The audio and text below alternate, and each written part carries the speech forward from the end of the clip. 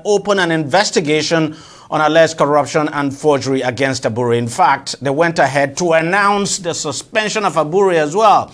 Now, Senator Ireti Kingibe was appointed to lead the investigation and recommend appropriate sanctions at the end of the process. The faction also accused Abure of impersonating as the chairman of the party, saying that he has since been removed by the Supreme Court. And in response to his suspension from the party by the Abure faction, Governor Oti has asked the Inspector General of Police, Kayode Egbetokun, to arrest Abure, accusing him of impersonation. In a statement by his media aide, Oti argued that Abure did not have the power to suspend him and 5 others from the party because he was no longer the LP's national chairperson. He also described Abure's action as, quote, an affront on democracy, end of quote. Well, it appears there's no end to this crisis in the Labour Party. Only God knows when this and how this will be resolved. Joining me now to discuss this further is a legal practitioner and political affairs analyst, Libros Oshoma. Also joining us is a political affairs analyst, Charles Ideho. Gentlemen, thank you very much for coming on the program. Libros, let me start with you because you are the lawyer here. Didn't that Supreme Court judgment remove Abure as the national chairman of the party? It was to decline jurisdiction to that matter, saying that the parties should go and resolve their matter. The Supreme Court did not go into the meat or merit of the case. You remember at the Court of First Instance, the court gave judgment in favor of the Nenadi Usman-led faction. Yes. At the Court of Appeal reinstated Abure. Yes. And then the Supreme Court lashed out at the Court of Appeal that the Court of Appeal does not even have jurisdiction at all. That the courts, the Federal High Court and the Court of Appeal does not have jurisdiction to look into the matter, not to talk of even making an order. And that so, being a party matter, an internal affair of the party is at best, in the best place to resolve their crisis. So the court didn't make an order. So what? But I thought the court also said Abure's tenure had expired. I don't remember the court making that pronouncement because the court, if the court had said that the tenure had expired, that would mean the court, making a pronouncement on the matter. The court only said, I think it was the Court of First Instance that said the Abure's tenure had expired, and the Court of Appeal disagreed. But the Supreme Court disagreed with both the Court of First Instance and the Court of Appeal, holding that both courts lacked jurisdiction to hear the matter, being an internal affair of the party, that it was the party's prerogative to decide their internal affair. So what now happened was both parties started claiming victory. Because the appeal against the Court of Appeal judgment was against Abure, the moment the court declined jurisdiction, what the OT, Nenadi Usman's faction, said was that that means the judgment that reinstated Abure had been nullified. And so to that extent, judgment, God had given them judgment. While Abure's faction had said, well, since the court had heard that parties should go back and resolve their issue, and the party had met, was it in Anambra, and Abure was re-elected, and that should stay. So that's why both parties are holding on to victory, at the Supreme Court. The Supreme Court did not make a definite pronouncement giving either of the party judgment. That was the same thing that happens with the seat of Ayaun in PDP. And so you saw what the PDP now did. The National Working Committee, subject to the neck of the party, had appointed a caretaker secretary. Charles, why is it difficult to resolve this? Because as it is today, you have Julius Abure acting he says he's a national chairman of the party. Nenadi Usman says she is the acting chairperson. She is actually leading a caretaker committee. And of course, questions have been raised as to whether those who actually set up that caretaker committee, had the power to do so and all of that. But why do you think it's so difficult to resolve this? Why is it difficult for, these key actors to sit down at the table and iron this out? Okay, first, we must look at all these cases in America. Number one, all parties have laws that govern them, all right? So when you have disputes, you resort to your laws, the laws you made for yourself, the laws made by yourself, in order for you to self-govern yourself. So that's exactly where they are not referring to those laws. That's the way I see it. Number one, I have looked at all the political parties in Nigeria, and I look at the way they are organized, the way they organize themselves. But you see, you can't remove a national officer of any party without the national working committee meeting, either to ratify the person's position or to say the person had maybe his tenure had expired. And if your tenure has expired, there has to be a national convention through which that you can now elect a new executive. That has not taken place in Labour. So it means that if the National Working Committee has not met and there's no national convention, Abure, by default, remains the national president. Doesn't it matter that the chairman, I mean, the governor, Governor Alex Oti is on the other side, and Peter Obi is as well on the other side. Doesn't that give them that legitimacy to have taken the action they took? No, it's not. It's not, because you'll be doing something or nothing. As I said, okay, the way parties are structured, you have the National Working Committee, you have the National Executive Committee, then you now have all of them replicated in all the respective states. So each organ has its laws, each organ has its power to dispense.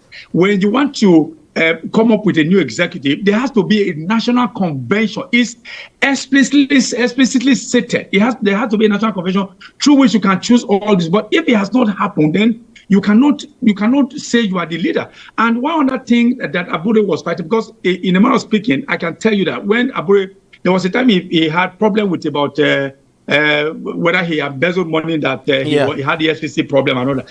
When he was set free, I personally, they contacted me, and I remember I arranged a media briefing for him at Marriott Hotel. Sorry for mentioning brand, actually. And I remember all of them, all the cards were laid on the table. You understand? Now, there has not been a national convention organized where they can say, okay, Abure's tenure has expired. That's the case. Now, going to OT and what's his name now? Peter Obi. I also blame Peter Obi. Why I blame him on two fronts. Number one, Peter Obi, I think what he did was that he forfeited the goodwill he enjoyed when he has this organic followership that was brought upon him by the obedient movement. What he has done was that it should have transitioned them into Labour Party membership.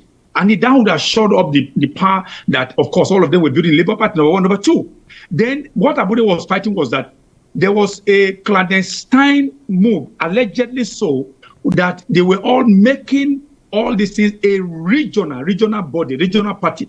If you look at all the names you have been having there, all of them suspended, they're all Igbo. Abure said, no, this is a national party. You receive all your votes from everywhere. Now, because we had a governor from the southeast, does not make the party a southeast party. So let's remain where we are. Let us have this spread across Nigeria. Because if we continue to defer to OT, because it's the only party that the only governor that the party had been able to put in their kitty, then there will be a problem. What happened to ABGA? ABGA being a regional party, we also happen to Labour Party. Governor Oti has has asked the Inspector General of Police to arrest Abure for impersonation. Do you see the Inspector General of Police acting on this? It is not the business of the Inspector General of Police to dabble into a family matter of a Labour Party until it is decided whether Abure remains the national chairman of the party or not.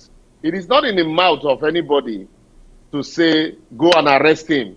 It's like two people fighting. you know, and then one say police arrest him, the other one says police arrest him.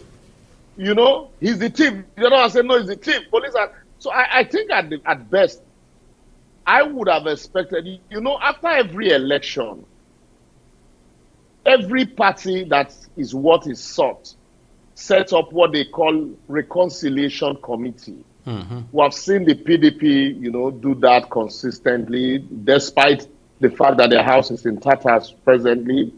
Even APC had their own also. During Buhari, we saw President Bola Ahmed Tinubu, who led of the party. We saw him heading a reconciliation committee of the party. And even though at that time, some of us felt that he also need reconciliation to the party, but they set up something to try to attempt to reconcile members. In the same vein, we also saw, what do you call it, after this last election. Yeah. No, after the primaries. After the APC primaries. Yes, after the APC primaries, that's true. Yes, where we saw President Bola Ahmed Tinubu going round all the members, Moshibanjo and co, trying to reconcile, you know, because party is about numbers. We've also seen PDP, despite the consistent backlash from Wike, we saw Atiku's attempt to reconcile, you know, Wike with the party. So we have seen them consistently meet at the National Working Committee level. So one would have expected that Peter Obi, being the presidential candidate, you know, of the party, who enjoys the goodwill of the party, who the party, you know, gave ticket to, you know, at the dying minute, Abure might have his nuances and shenanigans, because if you remember, there were a lot of accusations against Abure of selling tickets to the highest bidder. Even Olumide Akpata in the Edo State election at some point accused Abure of trying to, you know, swat or scuttle his effort.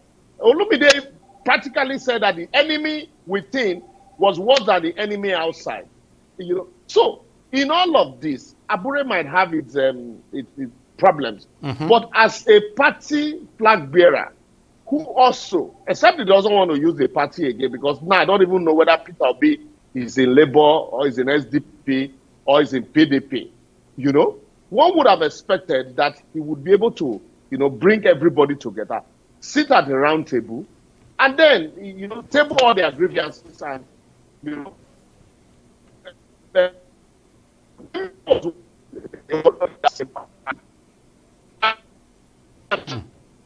we didn't see all of this, you know, back and forth, you know, with the party. So I expect that they should have been more mature than this. But with the accusation, counter accusation against Abure also, you know, high-handed and strong, believing that he labored for the party, he built it, he worked for Peter Obi, and that it is now, because in his word, let me use his word, it is now time to enjoy. Because he likes using that word. I will send you to Abuja to go and be enjoying, make your money. So that it is now time to enjoy, that he feels that they want to push him aside. So certainly he will fight back. And so if now we have not even seen the gain of the 2023 general election, the ruling party is already talking about 2027. One would have expected that for a candidate who was not the president, who had opposition from even within his party, to be able to win the election, now that he's a president, you will need to work twice as hard as you worked earlier on to be able to defeat him. But having all of this kind of division within your party, when others are already consolidated, governors are decamping into APC, and then you want, these are the same people you hope to, you know, go into an election with. I do not think that if they continue like this, they will go into, you know, they will even be able to fit candidates for election, because we're not even sure they're going to run on that platform anyway. It is because the local government election conducted by Lesotho, all is should that have happened? Well, there's a yes and there's a no, okay? Maybe let me start with the no. The no, it may seem to be. I mean, to me, it seems to be a foolhardy action, because you have made gains and you have just one out of 18 parties. I mean, you know that other ones, the SDP, they don't have any governor. It's only APC, PDP, and then Labour, and then NPP.